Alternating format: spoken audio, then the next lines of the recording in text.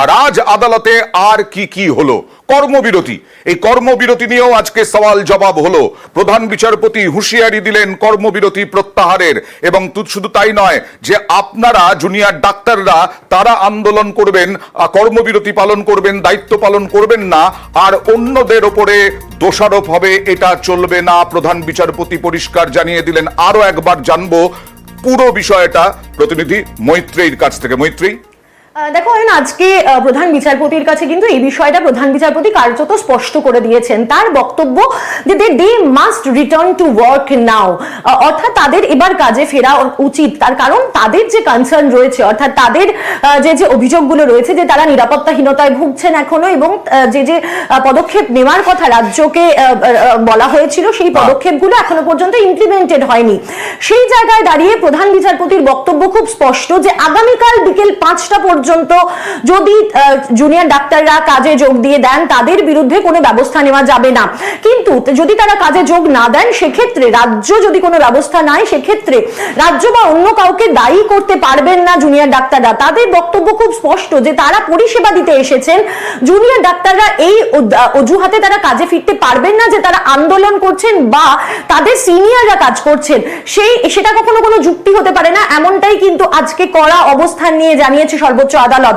তাদের বক্তব্য যে আগামীকাল বিকেল 5টার মধ্যে তাদের যে নিরাপত্তা সংক্রান্ত যে সমস্ত তাদের প্রশ্ন রয়েছে বা যে অভিযোগগুলো রয়েছে সেগুলোকে অ্যাড্রেস করা হবে, এবং সে কারণে তিনি প্রত্যেক জেলার জেলাশাসক এবং সুপারিনটেন্ডেন্ট অফ পুলিশ তাদেরকে দায়িত্ব দিয়েছেন প্রত্যেক হাসপাতালের নিরাপত্তা ব্যবস্থা খতিয়ে দেখার জন্য এবং সেটি সুনিশ্চিত করার জন্য। কিন্তু কালকে বিকেল 5টা পর্যন্ত তাদেরকেও সময় দেওয়া হয়েছে, অর্থাৎ আগামীকাল বিকেল 5টা পর্যন্ত কার্যত বলা চলে সর্বোচ্চ আদালত আজকে সময় বেঁধে দিয়েছেন জুনিয়র ডাক্তারদের কাজে ফেরার জন্য। তার আগে একবার দেখাবো মমতা বন্দ্যোপাধ্যায়, তিনিও আজকে অনুরোধ করলেন কর্মবিরতি তুলে নেওয়ার, এবং তিনি আলোচনার আহ্বান জানালেন এবং ডাক্তারি এই জুনিয়র ডাক্তারদের কাছে তিনি প্রস্তাব রাখলেন তার সঙ্গেও আলোচনা করতে পারেন জুনিয়র ডাক্তাররা। দেখুন,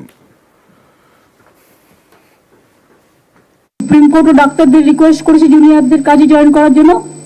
আমিও মিটিং থেকে রিকোয়েস্ট করব, দয়া করে আপনারা কাজে যোগদান করুন। যদি মনে করেন আপনাদের কিছু বলার আছে, ইউ আর অলওয়েজ ওয়েলকাম। আপনারা 5 জন 10 জনের একটা টিম নিয়ে আসুন, আমি কথা বলতে পারি। স্বাস্থ্য ভবনে গিয়ে আপনারা 3-4টে ডিমান্ড করে এসেছিলেন, সেই দিনই সঙ্গে সঙ্গে জানিয়েও দেওয়া হয়েছে। 1 মাস তো হয়ে গেল, আজকে 9 তারিখ, 1 মাস 1 দিন। আমি অনুরোধ করব ফিরে আসুন, উৎসবে ফিরে আসুন, আর সিবিআই কে বলবো তাড়াতাড়ি বিচারের ব্যবস্থা করুন। সরাসরি চলে যাবো আরজিকর থেকে রয়েছেন আমাদের প্রতিনিধি সান্নিক। একদিকে প্রধান বিচারপতির হুঁশিয়ারি এবং আরেকদিকে মুখ্যমন্ত্রী মমতা বন্দ্যোপাধ্যায় তিনি ডেকে পাঠাচ্ছেন, বলছেন যে 5 থেকে 10 জন আসুন, কথা বলবো। এই নিয়ে এখন কি প্রতিক্রিয়া?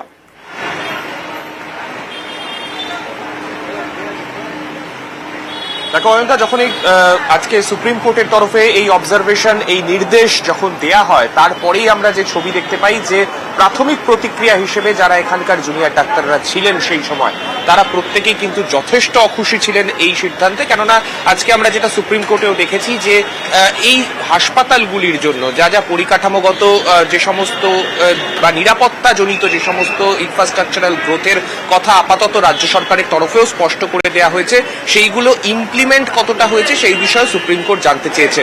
সেই বিষয়গুলো তুলেই কার্যত যারা জুনিয়র ডাক্তাররা ছিলেন তারা প্রশ্ন তুলছেন যে এখনো পর্যন্ত যেখানে ইনফ্রাস্ট্রাকচারের জায়গাটা এখনো পর্যন্ত পুরোপুরিভাবে ঠিক করা হয়নি, যেখানে সিসি ক্যামেরা সব জায়গায় এখনো পর্যন্ত লাগেনি, সেই জায়গাতে তাদের কাজে ফেরার মতো পরিবেশ নেই বলেই তারা মনে করছেন। যদিও তাদের সিদ্ধান্ত কি হবে সেটা কিন্তু জেনারেল বডি মিটিং এর পরে তারা স্পষ্ট করবেন।